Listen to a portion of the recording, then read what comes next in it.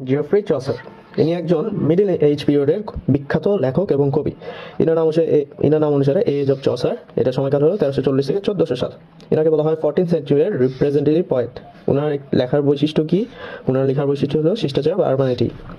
ওনাকে the morning star of Renaissance বলা হয়।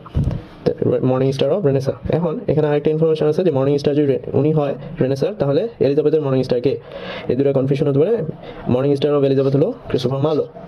ওনার ফেমাস রাইটিংগুলো হলো the Canterbury Tales, house of the fame এবং দ্য লেজেন্ড অফ উমেন। ইনাকে ফাদার অফ ইংলিশ তিনটা জিনিস বলা হয়: ল্যাঙ্গুয়েজ, মডার্ন পোয়েট্রি এবং লিটারেচার। এখন এখানে আরেকটা ইনফরমেশন আছে যে father of modern English literature কাকে বলা হয়? এটা হবে জিবি শ। ওনাকে father of modern English literature বলা হয়। এনাকে first humorist in English literature এটা বলা হয়। এবং তার একটি বিখ্যাত কোট হলো time and tide wait for no man. এরকম আরও ভিডিও পেতে আমাদের চ্যানেলের সাথে কানেক্টেড থাকুন।